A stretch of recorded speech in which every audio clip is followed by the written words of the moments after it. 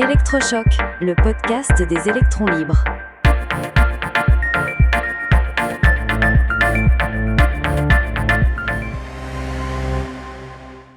D'où vient le déficit? Comment le combler? Aujourd'hui, nous allons aborder le thème crucial de nos finances publiques, un sujet que nous concerne tous, directement ou indirectement. Bonjour Céleste. Bonjour Max, c'est un plaisir de plonger dans ce sujet souvent perçu comme complexe, mais tellement fondamental pour comprendre l'état de notre pays. Et il faut dire que les chiffres récents donnent le vertige. Absolument. Quand on regarde les données, on constate que nos comptes publics n'ont pas été équilibrés depuis 1974. C'est presque un demi-siècle. Depuis, la dette n'a cessé de croître, atteignant des sommets. Oui, c'est une réalité marquante. Le déficit des administrations publiques s'élève à des milliards d'euros, ce qui représente une somme considérable par ménage. Et cette situation alimente une dette record qui dépasse les 100 000 euros par foyer. La France se retrouve même sur le podium des pays les plus endettés de l'Union européenne. C'est une position peu enviable. Mais alors, Céleste, d'où vient précisément ce déficit? Est-ce un manque de recettes ou un excès de dépenses? C'est une excellente question. Chaque année, l'État collecte des recettes via les impôts et les cotisations, puis les redistribue. Le déficit apparaît quand les dépenses publiques sont supérieures aux prélèvements obligatoires. Et ce n'est pas faute de prélever, la pression fiscale en France est l'une des plus élevées au monde. Plus d'1 euro sur 2 produits est taxé. C'est énorme. Donc, malgré cette pression fiscale très forte, nous dépensons encore plus que ce que nous collectons. Exactement. Pour 10 euros dépensés par les administrations publiques, seuls 9 proviennent des impôts et cotisations. L'euro manquant est emprunté sur les marchés. Et ce n'est pas un phénomène récent. Notre déficit est structurel depuis plus de 10 ans et il est bien plus élevé que celui de nos voisins européens. Et si l'on compare nos dépenses avec celles de nos voisins, où se situe la différence majeure? La comparaison est assez parlante. Nous allouons environ 8 points de PIB de plus que la moyenne de l'UE aux dépenses publiques.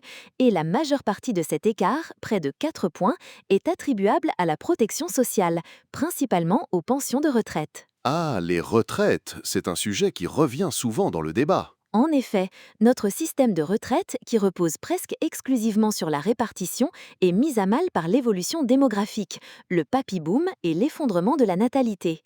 Cela dégrade le ratio entre actifs et retraités. De plus, l'âge de départ effectif en France est en moyenne 2 ans plus tôt que dans les pays de l'OCDE. Et tout cela a un coût, bien sûr. Un coût qui a longtemps été masqué par des taux d'intérêt très bas, voire négatifs, sur les emprunts contractés entre 2015 et 2021. La charge de la dette était historiquement basse, mais cette parenthèse est désormais refermée. Les taux ont remonté et la facture s'envole, entraînant nos finances publiques dans un cercle vicieux. Le coût de la dette devient un boulet de plus en plus lourd. C'est une situation préoccupante.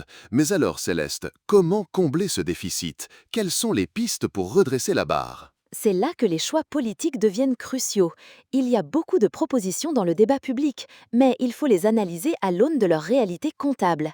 Certaines mesures, bien que symboliquement fortes, comme la baisse du salaire des ministres, auraient un impact budgétaire quasiment nul. Et les idées comme faire payer les plus riches, la réintroduction de l'ISF ou la taxe Zuckman, par exemple? Ces mesures peuvent avoir des effets pervers. Une pression fiscale trop forte peut entraîner l'exil fiscal ou même une baisse des recettes si l'activité économique se contracte.